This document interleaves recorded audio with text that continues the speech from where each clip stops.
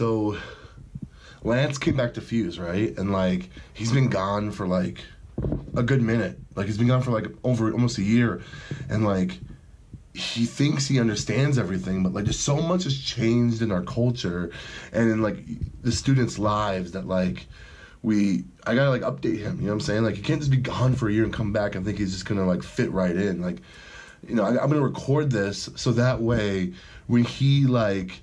If he were to ever leave again, like he can watch this video and be like, dude, you can't leave and go. You gotta stay because culture changes and stuff like that. So I called him in, and I'm hoping he'll like be here soon because sometimes he's kind of late and like I'm gonna. I think that's him. Come in. What's going on? Hey man, how you doing, bro? Hey, have a seat. What's up with the camera? No, don't worry about it. This is important. Hey, Lance. So like, welcome back to Fuse. You've been here for a couple of weeks. How's it been so far? It's been great. It's been awesome. Yeah. Hey, there's some new leaders, right? Yeah. Have you been getting along with them? Yeah. All cool peeps. And what about there's some new students, right? Like some new kids maybe you didn't recognize before or something. Yeah. So here's the thing. You were here like a year ago, right? And then you kind of disappeared again. Yeah. And now you want to come back. Yeah. And like that's dope because like that's cool, but there's so much has changed since you've been gone, dude. Like what? Dude, like culture shifts so quickly. There's new apps, new music, new a lot of stuff. You know what I'm saying? Like it's a big deal. Like okay. Do you even know what TikTok is? So like the Kesha song, right? No. Oh, dude, come with me. I think this is a really, really funny one too. This is a good trend. It's a little on the nose, ain't it? I don't know about that. It's gonna be funny. And why do I have to be dude? I mean, you obviously have to be that one. Okay. All right. Well, let's do it.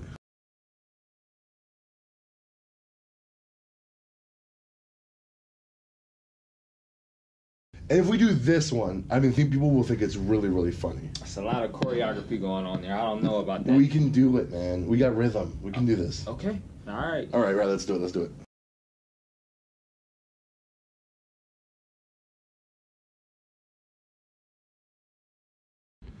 So what'd you think? Yo, that was hilarious. Yeah. Wow. Yeah, but there's more that's changed besides TikTok. Like what? Like, have you seen the new show on Disney Plus called The Mandalorian? What is that? It's a new like Star Wars TV show on Disney Plus. So wait, there's like 30 Star Wars. Sure. This is like before Luke, after No. Luke. None of that matters. Okay. There's one thing that matters. Baby Yoda.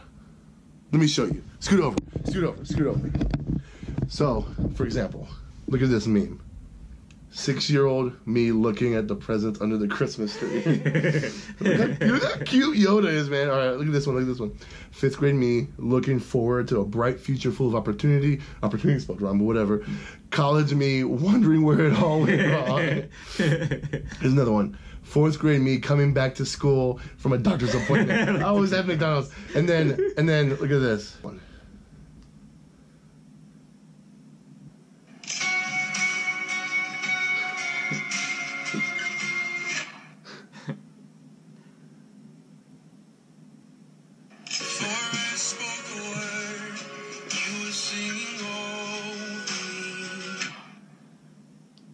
Oh gosh, Yoda's so cute.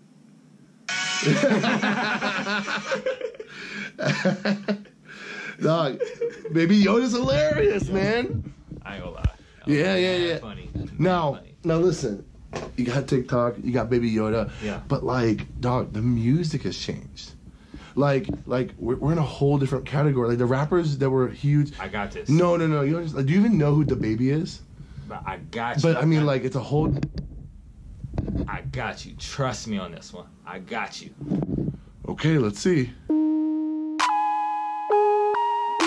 When did you make this beat? How do I have auto-tune on my voice? Hey. What's going on right Just now? a little rap. Hey.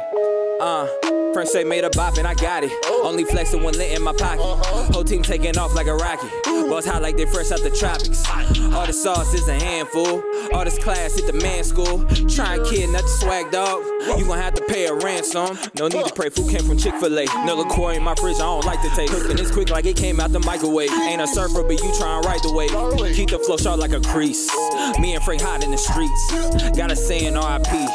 Cause this track is deceased. Good night. Peace. It's hotter, it's litty. It's litty, it's hot. It's hotter, it's litty. It's litty or it's hot. Litty, litty, litty, litty. Hot, hot, hot, hot. Litty, litty, litty, litty. Hot, hot, hot, hot. Oh!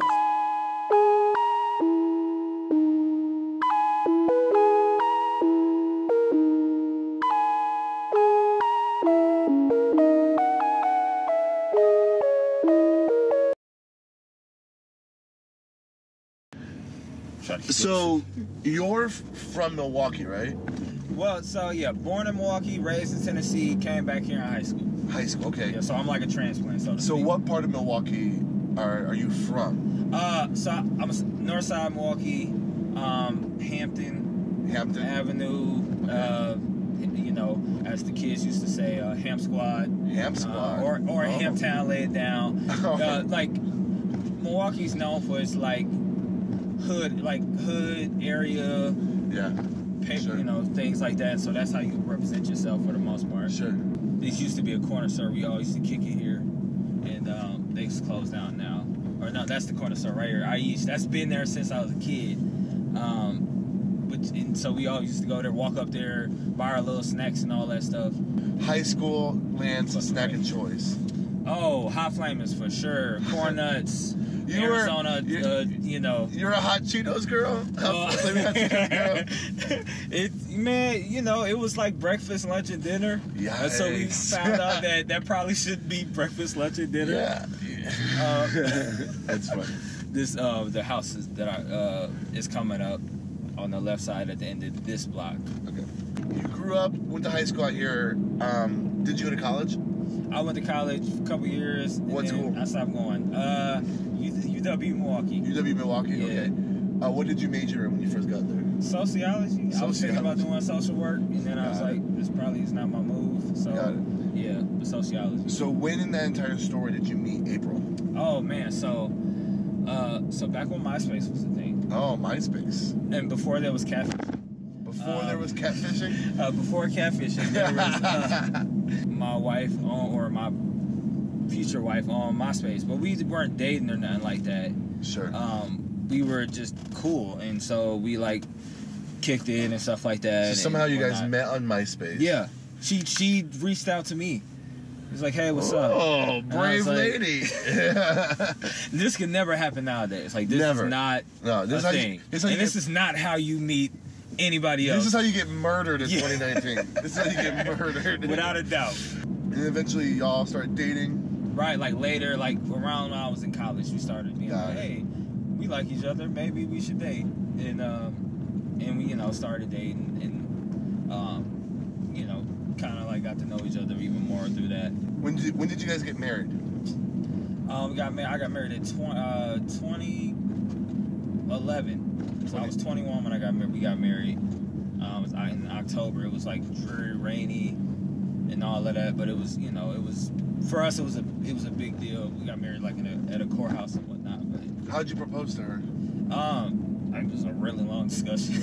Oh, really? Yeah, it was a really long discussion. Like, hey, pretty much like, if you're willing to put up with me, I love you, and I think that, you know, we should, you know, spend the rest of our lives together. You know. So how did you come to Christ? How did you start your relationship with Jesus? So I grew up, you know, kind of going in and out of church, but it really didn't make no sense to me. And my mom didn't go all the time, so I had like one outfit for like Sunday school that you always wear. Yeah. And then when I came here, you know, it's a little different. People like in the Midwest approach religion differently, and so I went to this. I was going to high school at the charter school. Yeah. And my buddy was like, hey, there's a community center that does like these rap battles. Like, you should go, because I know you like the rap battle. I would run around, go to lunch tables and battle whoever wanted to battle. And then so I went to the rap battle and I lost the first round. And I went back and I was like, no, I'm gonna win. And so when I went back, I won. Wow. And I got to sit down with the guy who was my former pastor, and he was like all in the hip hop, all in the rap, music, and just doing things slightly different than what I'd seen.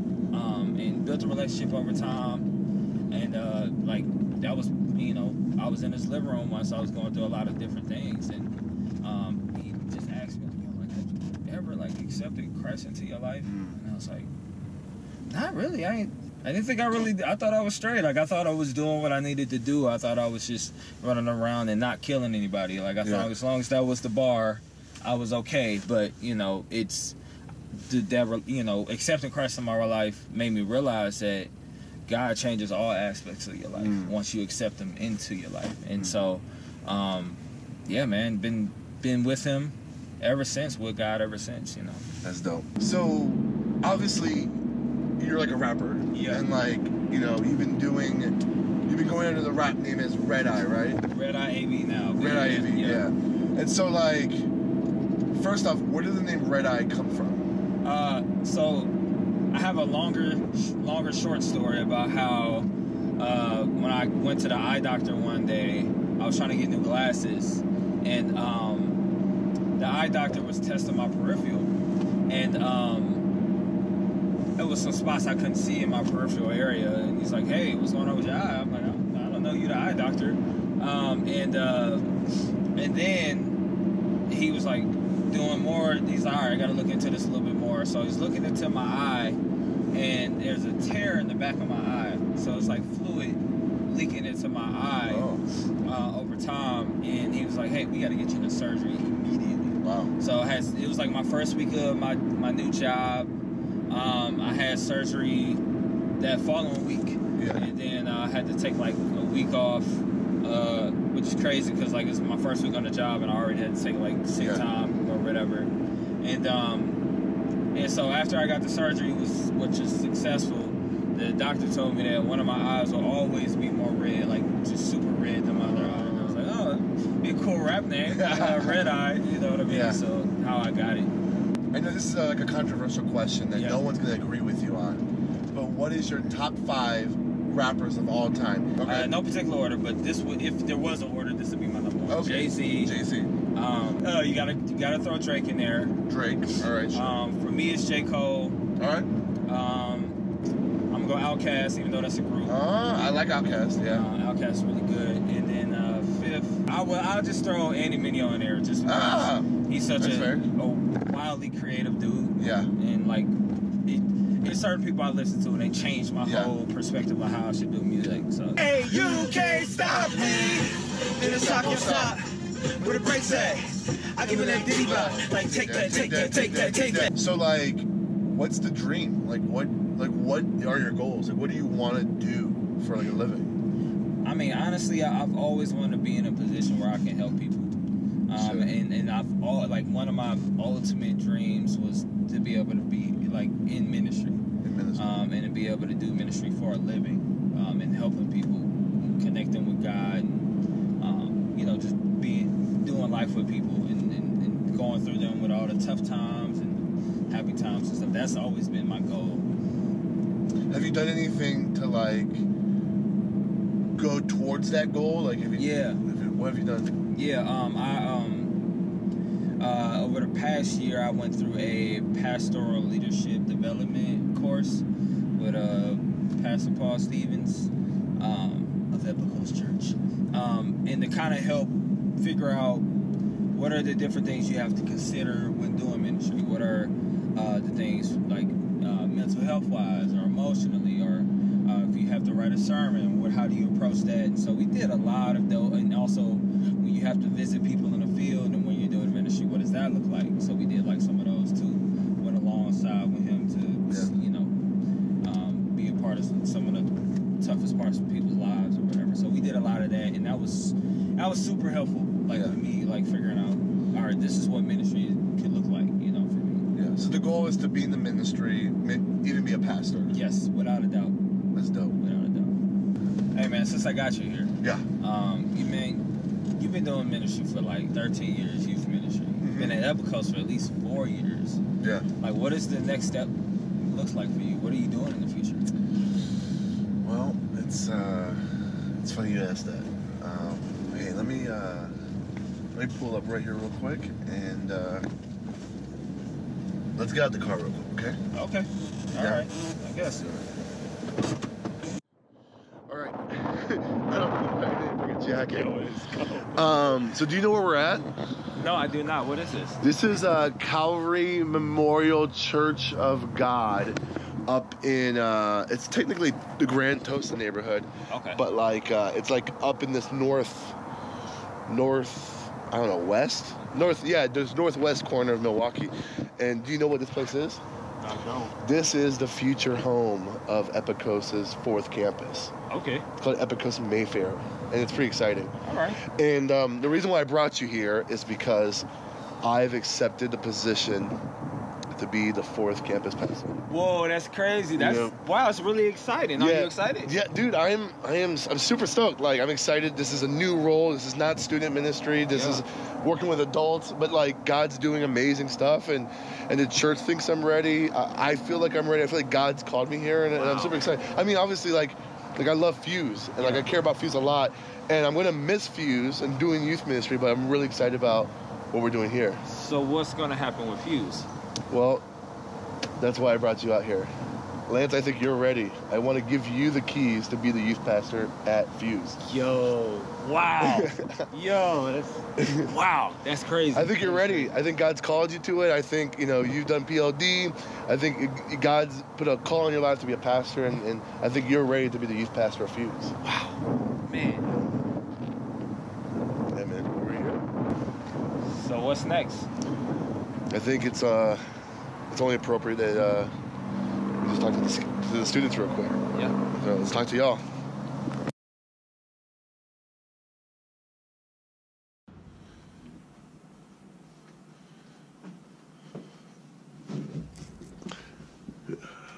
All right.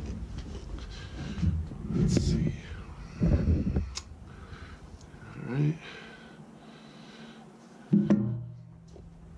Here we go. So you might have a lot of questions right now. Like, where am I right now? I'm actually in Paul's office because it's like the only place in the church that's not only really quiet, but also has really good lighting. And so that's why I'm up in Paul's office right now. The second thing is, I know you might be having some questions about what's happening with this announcement. What did you just watch? Maybe you have some questions and concerns. And if that's you, I get it. There's a lot of things we're giving at you right now. And my hope and my desire is to answer some of those things. I'm also doing this on video because I feel like if I were to do this in person, I'll be bawling my eyes out for 15 minutes. And the last thing any of us need to see right now is a big brown guy with a beard that's 32 years old crying on stage for a long time. So this is like the best medium to do it. The first thing I want you to know is this, is that I'm not going anywhere. Like, my last day in Fuse is going to be about mid-January, and yeah, you might not see me in Fuse, but I'm not leaving Epicos. Like, I'm not going to another church. I'm not moving to a different state. I'm still here. In fact, my campus doesn't launch until November. So I have a long time before I have to leave even West Dallas. And so with that being said, you're going to see me around. You're going to see me service hosting maybe on Sunday mornings. You might see me in the lobby. There'll be opportunities for you to come see me. And in fact, maybe your parents are actually considering moving to this new campus. And if that's the case, I would love to talk to your family sometime in the new year. But I'm not going anywhere. And so if you see me in the hallways, or you see me in the lobby, you'll give me a high five, give me a hug. I want to see you guys because I care about you guys. But also more than that, it's like I'm still helping Lance transition into this new role. And so I'm going to be at Breakaway Weekend, and I'm going to be on the missions trip. And if you haven't signed up for Breakaway Weekend or the missions trip, what are you waiting for? Do you even care about me? This is the last event I'll be at. Why haven't you signed up yet? I'll be at those different things. I would love to see you there. And remember, I'm not going anywhere. I'm still in Epicos. I'm still in Milwaukee. I'm not going to go anywhere for a long time. The second thing I want you to know is this, is that the reason why I'm leaving Fuse is not because I stopped caring about Fuse or being pushed out of Fuse or anything like that. I love Fuse. It's my baby, man. Like 4 years ago when I got here, the higher ups at Epicos gave me this vision and this like free pass to create this student ministry. And Fuse exists to bring together the life and the faith of a person, because a person's life and the first person's faith are not two separate things that should be separated, but they should be one and the same. And I think we see this every single year. Teenagers just like you understanding the gospel and falling more in love with Jesus and connecting their faith with their life in a really, really beautiful way. And I've been excited and thrilled that I get to be your youth pastor and the amazing adult leaders that have been infused. It's been an awesome 4 years. But here's something I do know. There are times where God will call you to a specific place in order to, when you get there, call you to a new place. And he uses that journey while you're getting to that place to teach you and to mold you and to add to your character in order to prepare you for the new thing that he has for you. And I think God brought me here to Fuse to develop this amazing student ministry, to ultimately bring me to this new place, to be the campus pastor of the Epicos' 4th campus. And I'm excited because I get to now help Fuse in a way that's even bigger as a campus pastor. But more also get to reach a whole new group of people, and not just teenagers, but a lot of different people in a new part of the city that Epicos hasn't been at yet. So I'm very excited about this new role and where God is pushing me towards as the next campus pastor at Epicos. Lastly, I gotta say this, is that you're in good hands with Lance. Lance is going to kill it. Lance has been the homie since the day I got here. I mean, like, he was one of the very first people I met, and he gave me the opportunity to do one of my dreams, to be in a rap music video. Stepped into class and I looked at the syllabus. Calculus, physio, this is ridiculous. Always get homework when I'm in for period. Essay do money, yo, is she delirious? My homie's getting lit up off that eggnog. Homegirl's getting lit up off that pumpkin spice. Yo, I only got a few dollars. Hitting up the clearance so I spend it right. Lance is a great friend of mine. But more importantly, Lance loves Jesus, and he's ready to help you guys love Jesus as well. So my hope is this, is that you guys give him a chance. He's going to kill it. In fact, he's going to take Fuse to places that I couldn't. He's going to bring Fuse to the east side, to the north side, and to the 4th campus. He's going to do amazing stuff in Fuse, and I'm excited about what he's going to do in Fuse and where Fuse is going to go from here on out. I'm excited about the future of Fuse, and I'm also excited about where this 4th campus is going to take Epicos. But always remember that Fuse will have a soft spot in my heart. I'm reminded of this church in the Bible, the Church of Philippi, and Paul loved this church. It was a church that he started, and he longed to be there, even though he couldn't. God has called him to plant other churches, and God had called him to get arrested for the gospel, to do all these amazing things. But there was always this very tender place in Paul's heart for the Church of Philippi. And so when he wrote the letter of Philippians, he wrote it as a person who deeply, deeply loved that church in Philippi. And in the very first chapter of that letter, he writes what I think is a prayer. His prayer for the Church of Philippi, even though he couldn't be there, he wanted them to know how he felt about them and what his hope for the Church of Philippi was. And it's the same heart I have for Fuse. And this is what it says. Philippians chapter 1, verse 27. My prayer for Fuse is this: to only let your manner of life be worthy of the gospel of Christ, so that whether I come and see you or am absent, I may hear of you that you are standing firm in one spirit and in one mind, striving side by side for the faith of the gospel. Love you guys.